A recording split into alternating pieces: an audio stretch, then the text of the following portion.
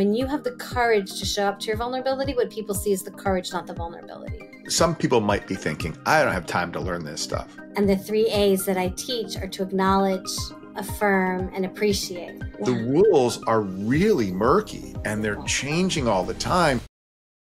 Law firm success strategies will begin after a brief word from today's sponsor, Answering Legal. Visit answeringlegal.com to learn more about our virtual receptionist team. I heard horror stories of how practices handled their calls and it didn't seem efficient. I chose Answering Legal right when I started my practice. It was one of the best decisions regarding the Harrison firm. Answering Legal allows me to spend more time with my children, my husband. I don't have to worry about losing clients or calls because I know that they're there to pick up the phone when I'm not. The Harrison firm would not be as successful as it is without Answering Legal.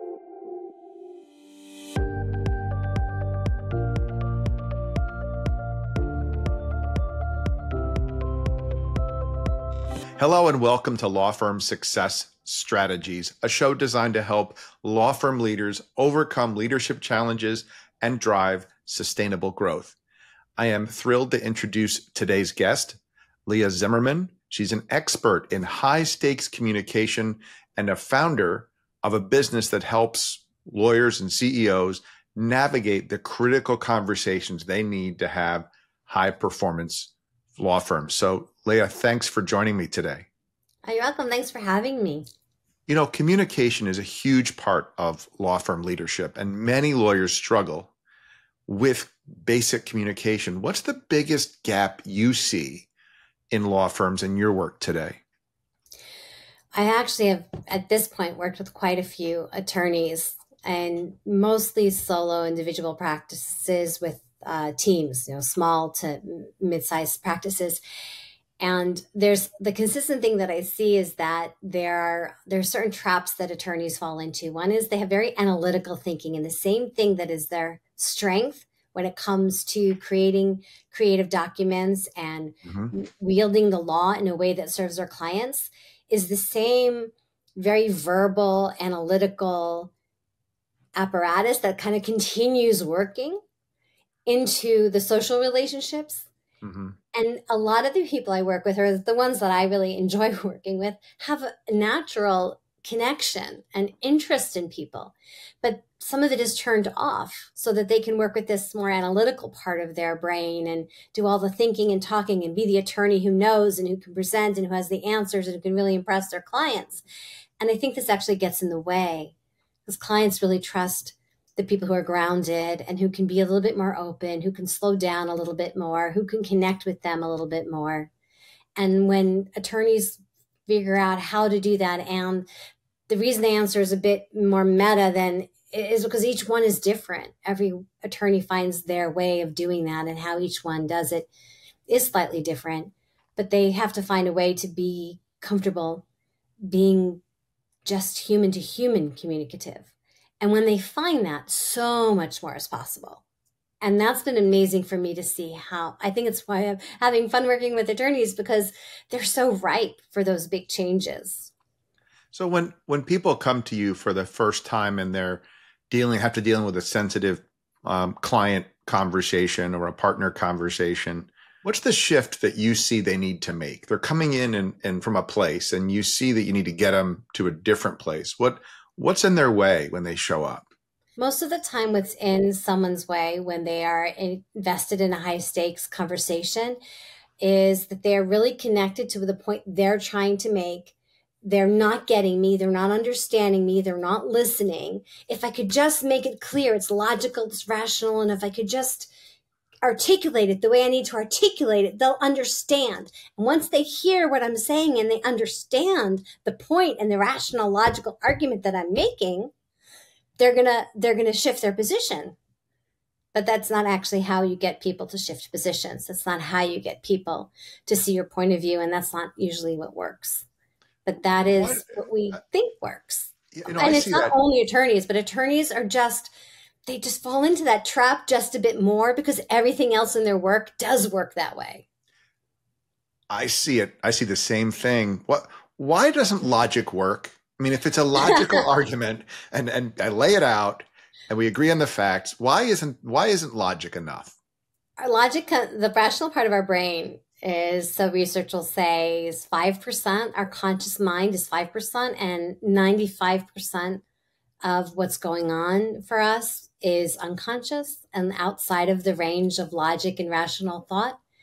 And most of the time, what we're reacting to are many other interpersonal and subconscious clues that are coming back and forth.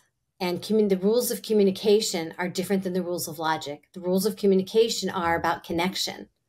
Are we connected? Is there trust? Do I feel seen and heard? Does the other person feel seen and heard in the conversation? So we're wondering if we feel seen and heard, but the other person's not going to connect with us and receive what we have to say until they feel seen and heard as well. And those rules, we get them in a lot of spheres because we know what we need, but we miss how to make them visible to us in a way that helps us to follow them when we're talking to other people's. So mostly it's that the rules of communication are much more about connection and understanding, being seeing, hearing, and understanding where someone's coming from and building trust. And the rules of logic are about making a really good argument and winning debates and getting through high school and college and being able to write really great articles and be able to create really good drafts and put together all the legal stuff that I have no idea how to do that many people in my world are, rock. I do the other stuff for them. Yeah, I guess if people behaved logically, most lawyers wouldn't have clients. I think that's a great answer. I think it's a great answer. There is a logic to the rules of communication. It's just not the logic that's prominent in our minds. And it's getting comfortable with the emotional side of things, because right. people behave emotionally. And most of the world operates emotionally. There's plenty of research enough to show that we make our decisions more through our implicit knowledge that we're not aware of, and more through our emotions that we are not always aware of. And then we create the arguments to support them. Yeah. And we all know we've seen somebody doing that, justifying their behavior, creating a really good, great argument about why this thing is right that looks completely not right. We're just not aware that we also do that, and that no matter who we are as a human, we're doing that. And the choice we have as humans is how open we want to start to see to what's the actual operating system that we have within us that's running the communication. And it's not always what we think it is. Yeah, it's rarely what appears on the surface. Really what I think it is. I was curious, what inspired you to make helping people make hard conversations easy? How did you decide that was where you were going to devote your career? What's your story? I didn't actually decide, that's what I want to be when I grow up. I have a lot of things that kind of moved me towards that direction. And at some point while I was coaching and I became a professional coach, I realized that that's kind of what I end up doing. And that so many other things in my life and the things I paid attention to and cared about in my life moved me in this direction. I'll give you a couple highlights. I was pretty young in 4th and 5th grade when I had a very strong opinion that teachers and a lot of adults in my life were doing it all wrong. They were putting down children. They were criticizing children. They weren't helping children feel supported. They weren't really guiding anybody. And I just didn't think this was helpful. And I had a lot of opinions, non-articulate opinions, a lot of feelings about a teacher that I had who, when he was frustrated with a student, would take the desk and turn it upside down, and a lot of discomfort watching that. So I decided that I wanted to be the kind of adult who was going to understand and know how to talk to children in a way that was respectful. And that was the first thing that challenged me to have to find a whole new way of speaking than anything I had experienced or witnessed. And that set me on the path to being a certain kind of teacher, and one who could hold and discipline a classroom without putting anybody down, without yelling and screaming, without being punitive and all of that. That became important to me also as a parent. Another important influence in my life has been that my husband is a scholar of Arabic language and literature, and both of us come from very committed and observant Jewish homes.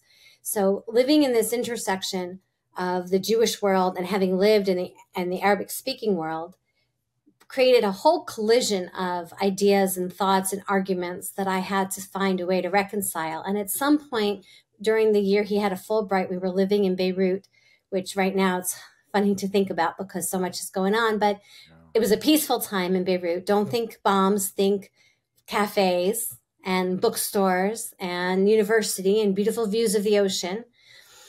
And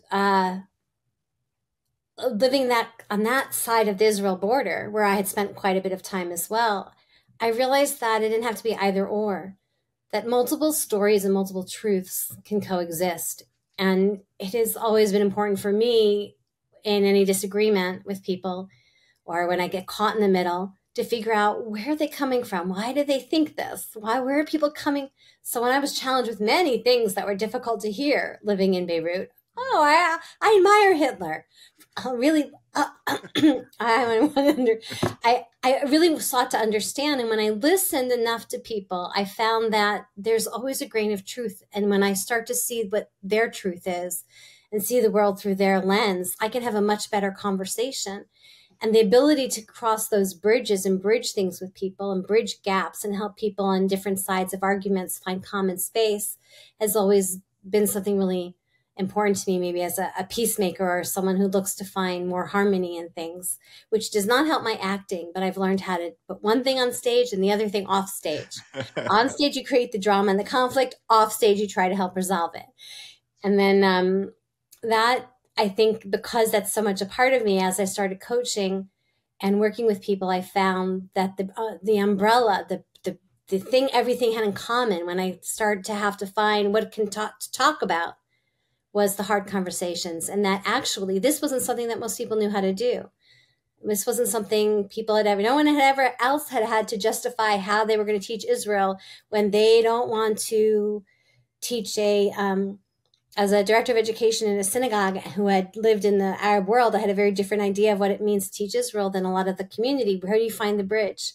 How do you still teach about Israel without thinking that you're going to politically share a point of view and let everyone also still bring their point of view? How do you work between people who think so many different points of view come up when you work in a synagogue too? People who want it this way, people who want it that way. How do you bridge all of that? How do you create community and harmony in a space where people think such different things? And then what happens when you're in that space is you see that people agree about way more than they disagree. And if you turn the conversation around, there's way more agreement than disagreement about almost anything we could say is a divisive issue in the country. Most of the time, if you turn the issue upside down and look at what we agree on, there's going to be more to agree on than disagree. And I think that that just changes the way everything else can work and everything else is possible.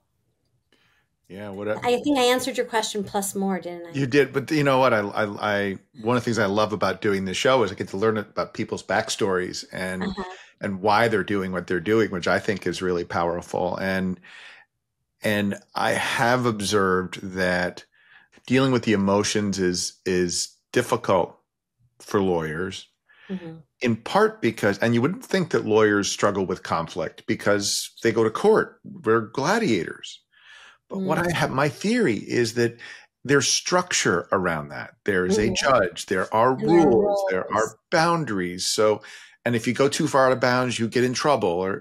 But when you're dealing with interpersonal relationships with your partners, with your associates, maybe even outside of work with your family and friends, the rules are really murky and they're changing all the time and there's no judge.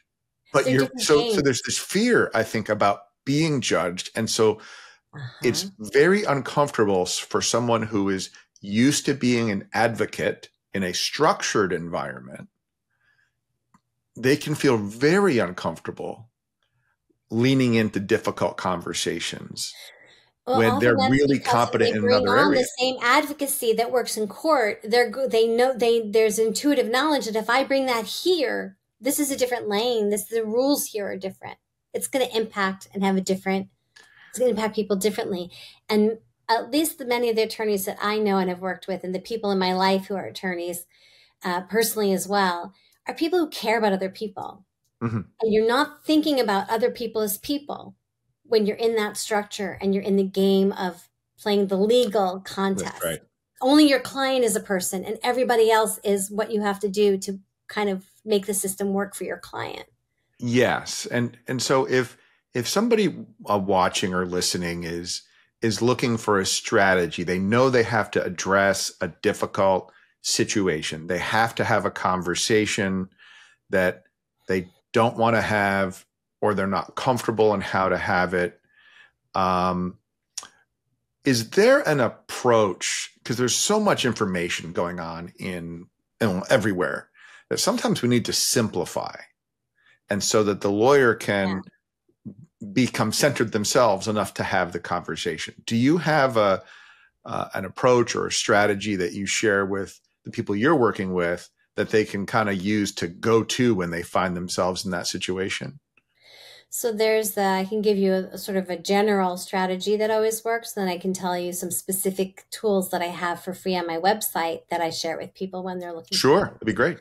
So the general thing is, like you said, center yourself. So if you have any practice that you're aware of that helps you get centered, and there are many of them you can find on YouTube, centering meditation, or I have things that I teach my clients how to become centered, depending also who they are.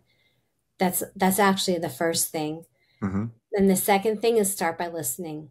Too often we go into the conversation with the thing we want to say, and we're starting to prepare what we're going to say, and we're hearing the adversary in our head. And by hearing the adversary in our head, we're preparing our rebuffs, and then we bring all that into the conversation with us. But go into a conversation open and willing to, I know this sounds scary, not know where it's going to go, and be willing to just listen. And if you come in and you just listen, the thing is you will hear a kernel, something, if you listen for it.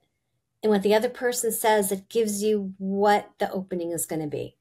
It helps you know where your opening is, because you hear what they're thinking, how they think about it, why it's important to them. If you're listening to rebuttal it, you're missing it. But if you listen to try to see how are they seeing this, Mm-hmm. so that you can start to find that window in. So for example, if you have an employee and you think they're just not bringing their best work, instead of coming and just telling them in the sit down why everything they do sucks, ask them how they think things are going and how are they feeling. And if you listen enough, you're going to hear where they're disappointing themselves. And that way, when you come into the conversation, you're not coming into the conversation because you need them to fix it. You come into the conversation because they want to do better, because they have aspirations. If you listen enough and you ask questions to draw that out, the answer comes, and now you can come into the conversation for your client, for your staff member, for your partner, about how you might help solve their problem, coming from your own, well, I know this helps solve your problem, and it starts to move in my direction too.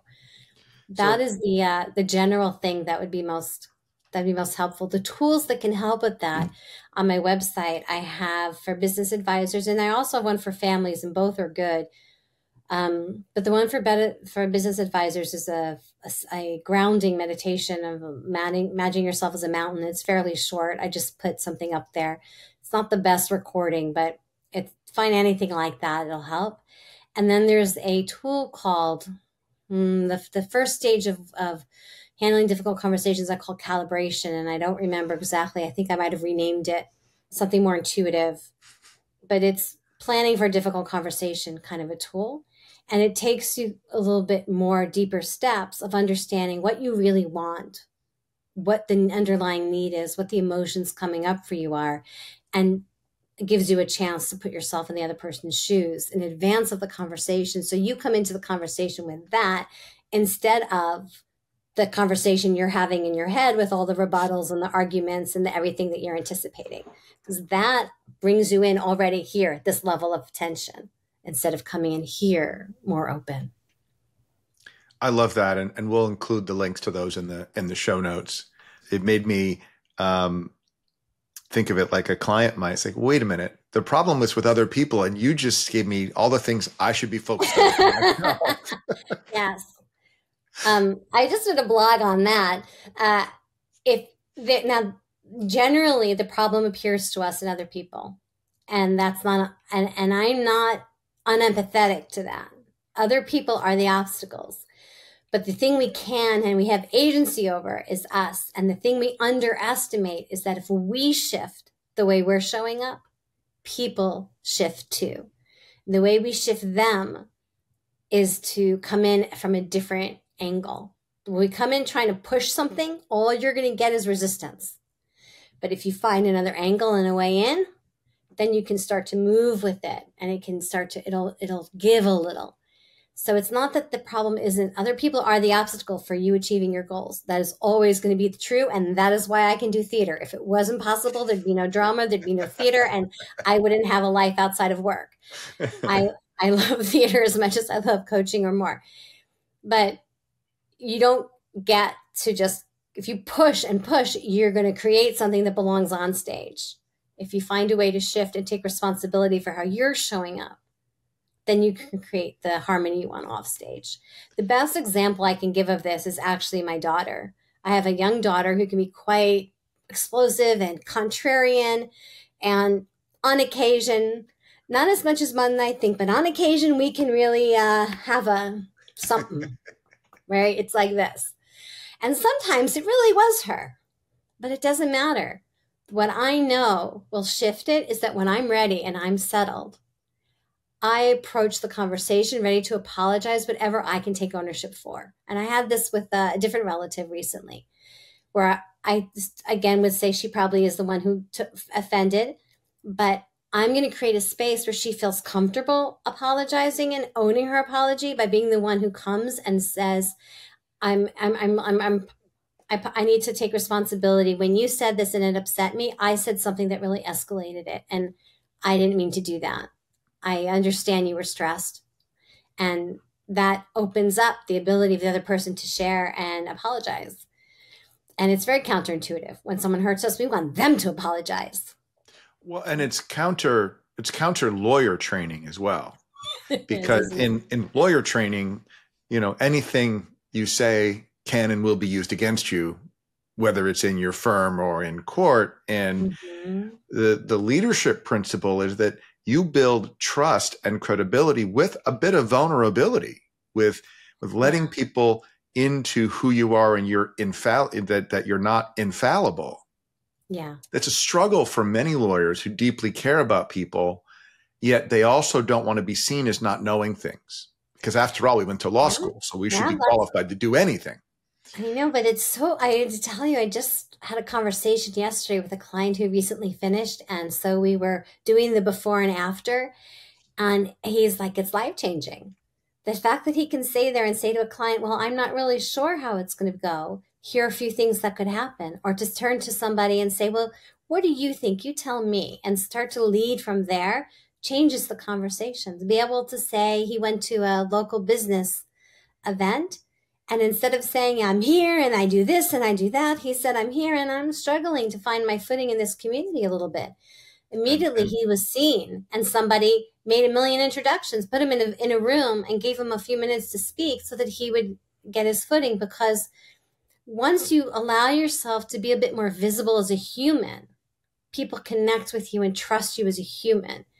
And I think there'll be listeners who say, but how do you find that balance between letting go of that protective layer to show that I'm the lawyer who knows that I'm going to look tough in court and it's definitely good to have me on your side because I can go for it, and revealing some of myself, which is going to feel way worse to you than it's going to look to anybody else, but it's going to feel really uncomfortable to be seen in that way. How do you find it so that I don't look weak, so I don't look all those things that are going to make someone not want to work with me, which generally fall into the category of weak? And that balance is a little bit different on most people, but the little answer I'd say is that when you have the courage to show up to your vulnerability, what people see is the courage, not the vulnerability. I learned that from being on stage. I was afraid to be in a role, and I realized people don't see me. They only see the character. Well, and I love that you said that, because I've seen so many lawyers and people who lead who look at leadership as a role. Mm-hmm. And they put on their leadership clothes and they go become a leader. But the truth is that people don't want that. They want the real you. And one of the challenges in our legal community is we are really subject, ironically, to black and white thinking. It has to be an or. I can either be this rock and wisdom with legal knowledge, or I can be vulnerable and let people know that I don't know everything. But it shouldn't be an or, it should be an and. Right. And I think that's also thinking in terms of high school politics, that you're macho We're all and you're stuck in high the school, football right? team and you're like the person who knows things, and TV high school politics. Mhm. Or you're the geek who's going to be put down and made fun of. But I'd say that in the adult world and in attorney world, think of it as being the wise, think of it being the ancient wise person. It's being the person who can lead and who can guide and who people will seek for their wisdom. And It's I a heard it. different idea of what leadership is. Yeah. It's not what lawyers have been modeled from a leadership standpoint. I No. recently heard Simon Sinek, who said, leadership is not about being in charge. It's about taking care of the people in our charge, which I just love. I love Simon Sinek's quotes on that. The person that I quote the most, Frances Frey, and I don't, she's from the Harvard, and there are others who say it similarly. There's a quote that comes through the Harvard School of Business that says something, that leadership isn't about what you do, it's about what you've left behind. But they say it differently. And I don't have it. I haven't looked at it recently, so I don't have it to my tip. But I would go look up what she says about leadership and her trust triangle. The research that comes out about who we trust and who we gain, who we see as a leader that we want to go along with is different than what we think of intuitively. 100%.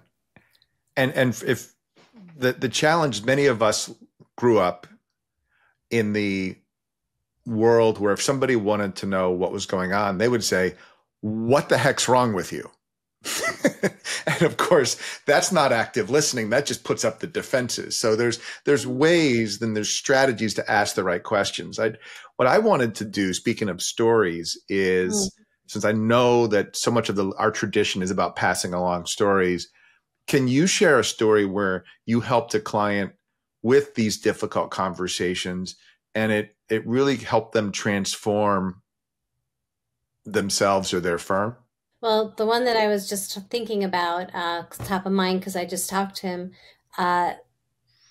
there's getting put into rooms. He said he got put into rooms and people were talking to him because he was willing to be open and a little vulnerable coming into these meetings instead of being, here I am, I'm a hotshot attorney and this is what I do.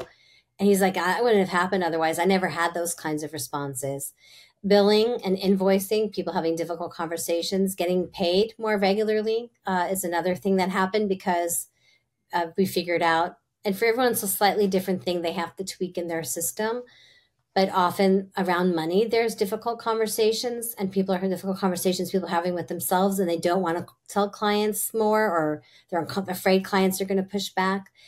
But the biggest one I think is that the attorneys that I work with, and this one yesterday was saying too, become less afraid of the blowback they're going to get from a client if they say something that's going to upset them, or when a client is frustrated. That often attorneys are still like anybody else. They want approval. They want to be liked. They want to feel like their work is good. And when you're working your hardest on a case and the client is frustrated and the client starts yelling about it, it's natural to get worked up and to get defensive and to get into it. But what the client really needs at that point is a leadership that will help them navigate how to regulate themselves while they're angry, how to understand, and the lawyer needs to understand how to depersonalize that. And when you can understand that you can go into difficult conversations with a client and you can handle whatever they're going to send at you because you know how to steer the course, stay even. I call it kind of like sailing on the waves. You just work the sails a little bit, but you're not trying to control it or drive through it. You develop a different kind of confidence, and clients trust you that much more. And that really changes a practice. That's the largest transformation I think that happens. And then as a bonus, this attorney said to me, guess how many family conflicts I've had since we worked together? 0. So there's crossover in all areas. Well, when you learn how to do this. Yeah, and it's so critical to invest in learning how to do this because we think that some people might be thinking, I don't have time to learn this stuff. What I don't think they see is that the amount of time and mental energy avoiding these conversations has. Mm-hmm. And if they could just lean into them and understand that being vulnerable isn't sharing all of your inner thoughts with someone, but allowing yourself to be seen as a human and to follow the strategies you've outlined, it actually saves them time over time, right? Oh, yeah. I usually tell people if they give me half an hour, I'll give them an hour back, because and sometimes it works even more so when people stay in any kind of long-term work around this for that growth, because you remove all that clutter, all of that conflict, all the arguments, and think about all the mental space that gets freed up when you're not going to your car thinking, how can I do that? How am I going to do it? And you're not in your car worrying and thinking about what you're going to say back, but you're getting to think about something else and be creative because you didn't go down that negative tunnel. It's a whole shift in energy that starts to happen in mind Sure space that does. becomes available. So I know that the more I did that work for myself, because I wanted my life to feel a little bit freer, the easier my work got, the less work I had when I was still leading and had multiple teams and multiple stakeholders and kinds of people that I was working with. So it really is about working not just to get other people to do something, but working on yourself. And your story reminded me of a time when I was a lawyer in house with a firm, and I had this very emotionally invested vice president. And I was coming in and I thought my job was to solve the problem. So because it was, but I would go in trying to be emotionless and just try to go solve his problem. And at one point he blew up at me. He says, "You don't get it. Why aren't you going to fight for me?" And it went on. And I was really taken aback. So of course I responded like a young person would. "What the hell are you talking about?" And what I learned from that was that if I didn't allow him to feel heard and reflect back to him in some way that I got it, that I got the emotional energy, I got the outrage, and until I got to that, he wasn't open to my solution. Absolutely. Because part of it, in my anger, I said, "Would it help if we both lost our minds?" Or Of do you want to course, fix right? the We get problem? And he said, "No, I just want to know that you get it." Yes, that was a huge moment, because what a from wonderful that story. time on, when I was confronted with somebody like that, rather than try to calm them down overtly, I would just tell me more. Listen, I would allow that steam to blow off. And then there was the opportunity to try to fix. Yeah, this is really, really key. I mean, that's why the first thing I said is listening. The more you listen, the second part to that, and what he was looking for, is that validation. And I have my mnemonic for that is AAA relationship service. And the 3 A's that I teach are to acknowledge, affirm, and appreciate. When you acknowledge, all you have to say is, this is what happened. All you have to say is the facts back. It's very clear. You don't have to agree with anybody, but when you say your wife left you, so you're telling me your wife left you, people feel heard. Then when you can say, wow, that sounds really hard. She left and she took everything with her. And now you've been landed with all of this. That sounds really hard. The third A is appreciate. When you can start to tell people what you appreciate about them, and this especially works with your team. I had a very difficult situation that I had to come out from under one of my teachers that I was supervising at the time, and there was a lot of discord. And when I started to take a day a week to write something I appreciated to each of them, I put all 3 in there. I put something I'd seen them do, something that I thought really they needed some empathy for, validation for, and something I really appreciated. When you start sharing that appreciation, everything then really shifts. And I say them that way because they're each, to start sharing appreciation, if you're not used to it, can be very hard. What language, we think that if we have the words, we're going to use them, but we only know how to use language that we've heard and received. So if we've been given appreciation, we can feel more comfortable using it. If we've not someone who's had people tell us in our lives that they appreciated our work, that everyone was assumed around us that no news was good news and you only need to be here when something needs to be corrected, it's going to be harder for us to give appreciation. and it's not something to expect right away.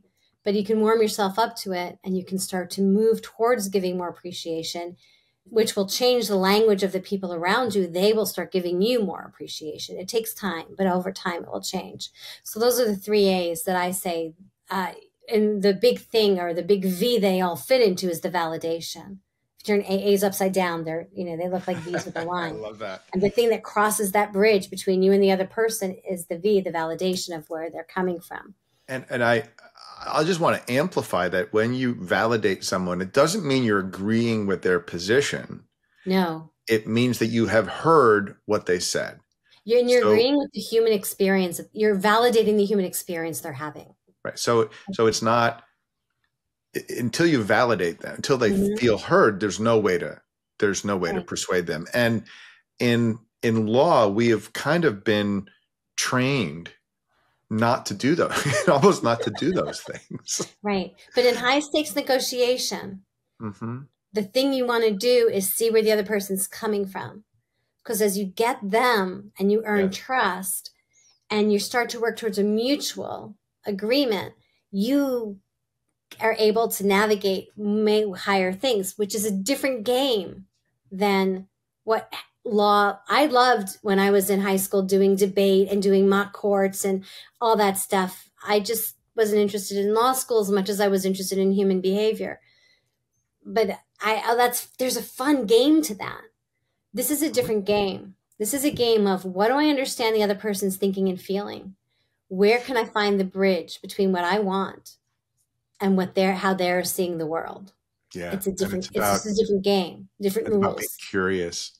Boy, there's so many things we could talk about, and I've so loved the insights. If there was one key piece of advice you could give to somebody who was listening, who wanted to improve their client conversations, like, if you've heard everything we've said, remember this one piece of advice, what would that be that they could find a way in your mouth that's comfortable for you to bite your tongue, and try just biting your tongue a little longer when someone's speaking to you, with a client, a partner, a team, a spouse, a child, a parent. Just bite your tongue and listen a little longer. And if you only get 2 seconds longer, you've on your path, and slowly you get longer to listening.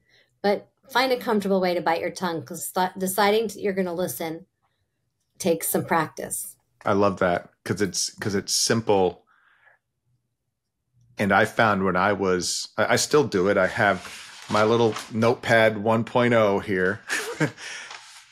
Oftentimes when we interrupt, it's because we're afraid we're going to forget what we were going to say. And but being patient like that, we're not ER doctors. Taking 30 seconds or 15 seconds to think and listen isn't going to cause someone to die. Taking that extra time will actually save you time down the road.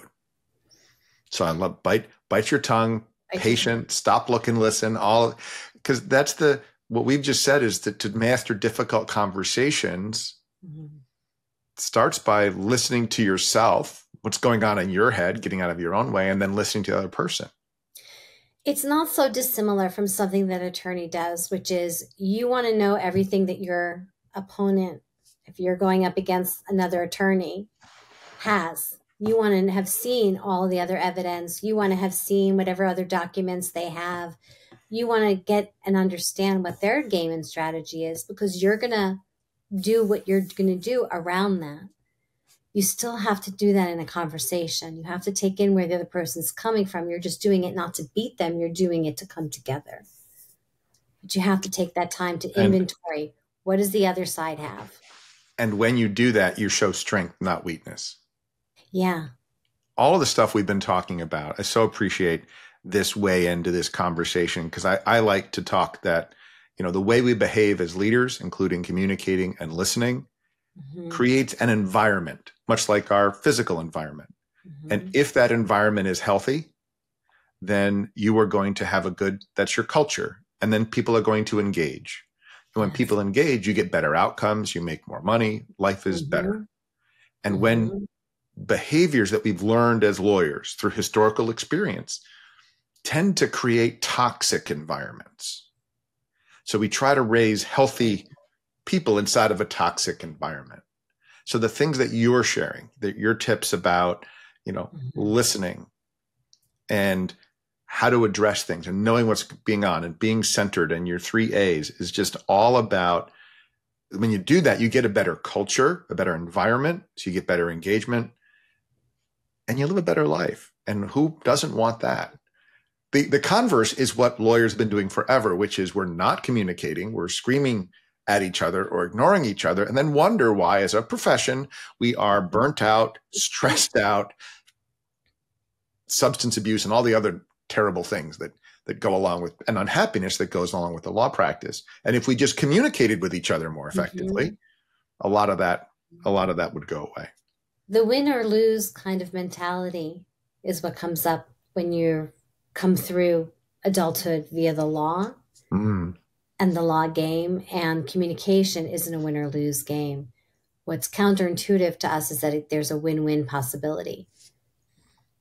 And that's the communication game. The communication game is to find the win-win possibility.